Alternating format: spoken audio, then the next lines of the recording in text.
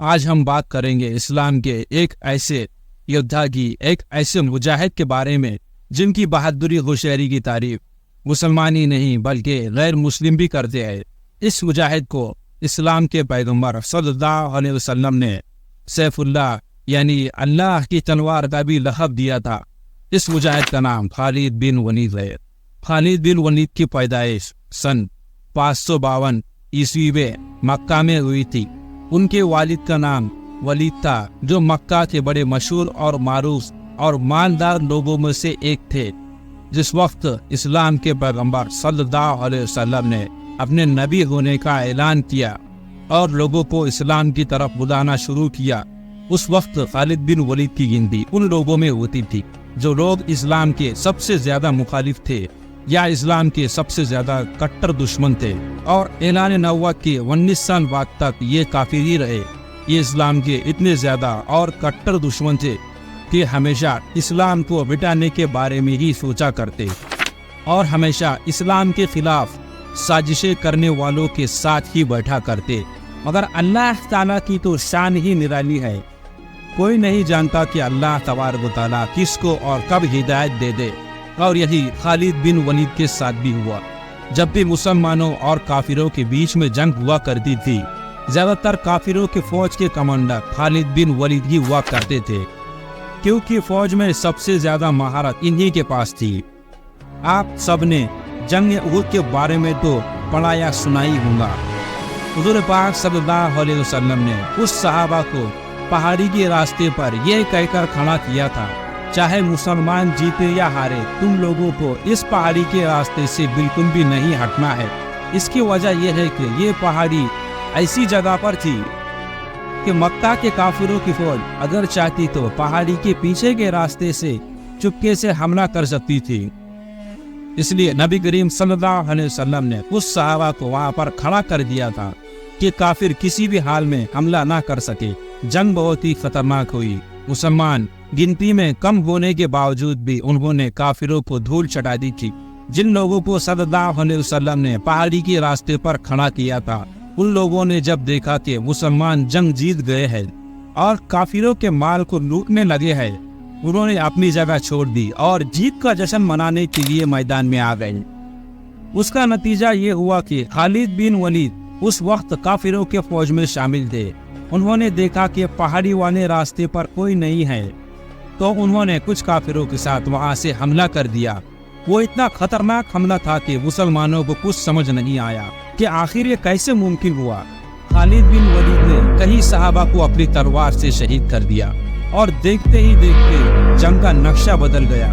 وہ جنگ جو مسلمان جیت چکے تھے، اب ان کی ہار میں وہ جنگ بدل چکی تھی، اور یہ سب کچھ ہوا تھا خالد بن ولید کے مہارت کی وجہ سے، جو اس وقت کافر ہوا کرتے تھے۔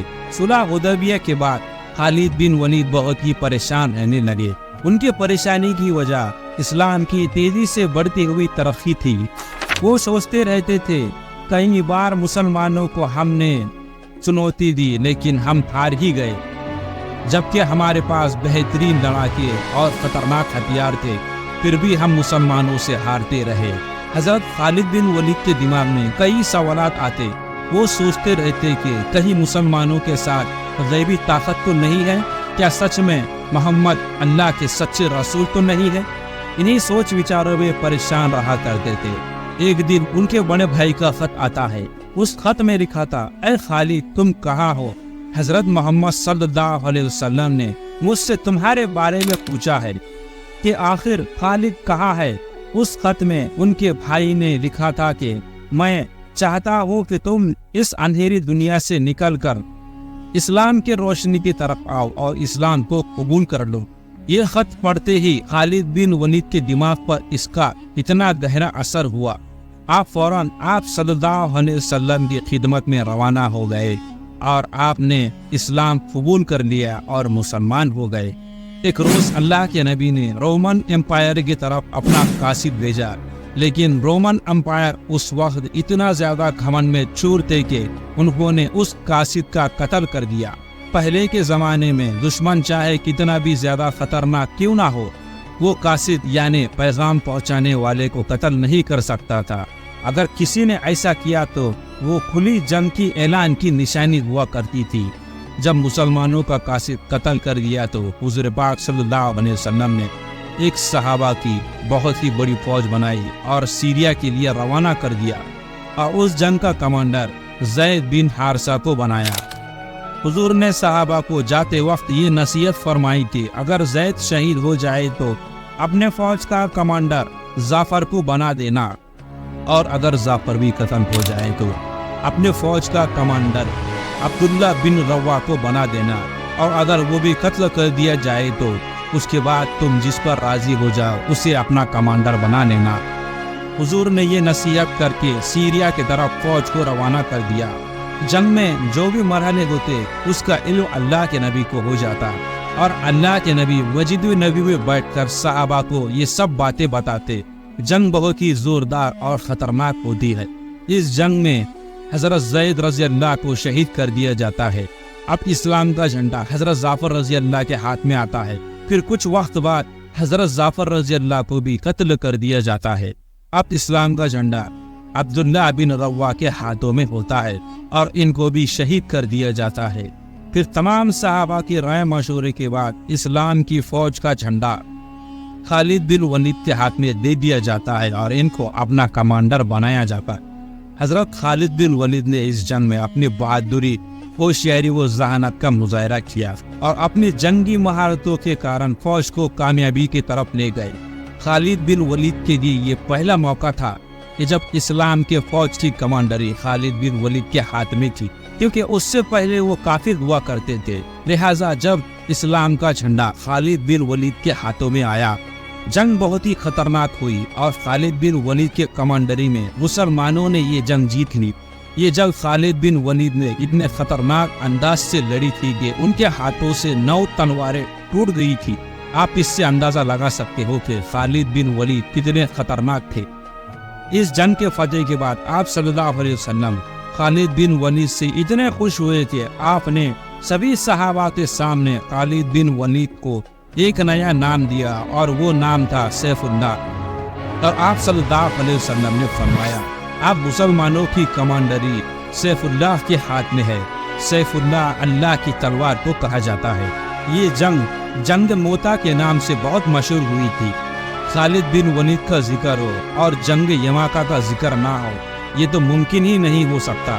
حضرت خالد بن ولید کی سب سے مشہور جنگ یماقہ ہے۔ یہ وہ جنگ تھی جو مسلمانوں نے ایک ایسے شخص سے لڑی تھی کہ جس نے ہمارے آقا محمد صلی اللہ علیہ وسلم کے وفات کے بعد نبوت کا دعویٰ کر دیا تھا، اور اس نے کہا کہ میں بھی نبی ہوں۔ اس کا نام تھا مسلمان کذاب۔ یقیناً یہ جنگ بہت ہی خطرناک تھی، کیونکہ مسلمانوں کے سامنے کوئی چھوٹی موٹی فوج نہیں تھی، بلکہ بہت ہی بڑی اور طاقتور فوج تھی۔ اس فوج کی تعداد تقریباً 50 سے 60 ہزار تھی، لیکن مسلمان بھلے ہی تعداد میں کم تھے، لیکن ان کا کمانڈر ایک ایسا خطرناک انسان تھا جس کا نام تھا حضرت خالد بن ولید۔ حضرت خالد بن ولید نے انہیں چاروں طرف سے گھیر لیا اور مسلمان کذاب کو قتل کر دیا، اور اس کے بعد یہ جنگ بھی جیت لی گئی۔ حضرت خالد بن ولید حضرت ابو بکر صدیق رضی اللہ کے پورے دور میں مسلمانوں کے آرمی چیف بنے رہے، یعنی مسلمان فوج کے کمانڈر بنے رہے۔ لیکن جب جنگ یرموک کا وقت آیا تب تک حضرت ابو بکر صدیق کی وفات ہو چکی تھی اور حضرت عمر رضی اللہ مسلمانوں کے خلیفہ بن چکے تھے۔ تو حضرت عمر نے حضرت خالد بن ولید کو مسلمانوں کے آرمی چیف کے پد سے ہٹا دیا۔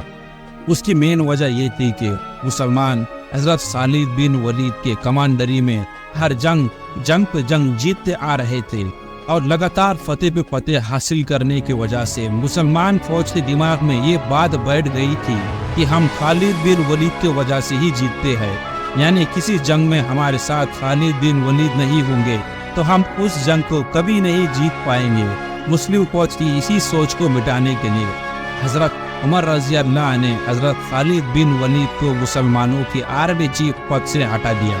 ان کی جگہ حضرت عبیدہ ابن جراح رضی اللہ کو آرمی چیف بنایا گیا۔ حضرت عمر کے اس فیصلے کے بعد پورے مکہ میں افراتفری مچ گئی۔ لوگ کہنے لگے عمر نے یہ کیسا فیصلہ لے لیا، اب مسلمان فوج کا کیا ہوگا؟ اتنی بڑی فوج اگر جنگوں میں ہار گئی تو اس کا ذمہ دار کون ہوگا؟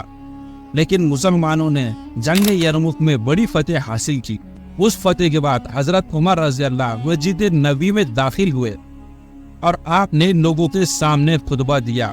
آپ نے لوگوں سے کہا، اے لوگوں، میں تمہاری اسی سوچ کو مٹانا چاہتا تھا۔ تمہیں کیا لگتا ہے ہمیں جتنے بھی جنگوں میں کامیابی ملتی ہے کیا وہ خالد کی وجہ سے ملتی ہے؟ نہیں، بلکہ ہمیں فتح خالد کے رب کی وجہ سے ملتی ہے۔ تم کیا سمجھتے ہو کل کو خالد نہیں رہے گا تو کیا اسلام ختم ہو جائے گا؟ نہیں، اسلام تو ہمیشہ رہے گا، کیونکہ اسلام ہمیشہ تھا اور ہمیشہ رہے گا۔ خالد بن ولید نے ان کے پورے زندگی میں 200 جنگیں لڑی تھی۔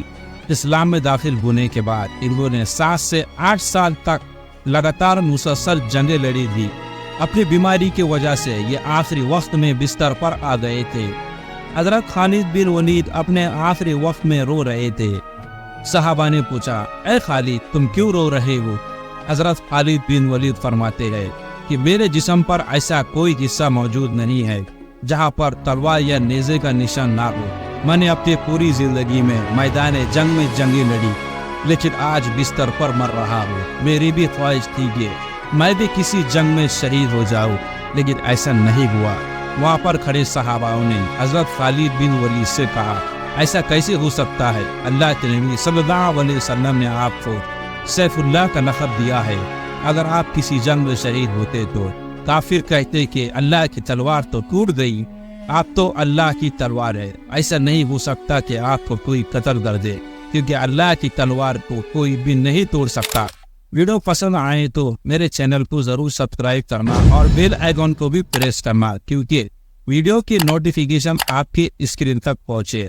ملتے ہیں اگلی ویڈیو میں، تب تک کے لیے السلام علیکم، اللہ حافظ۔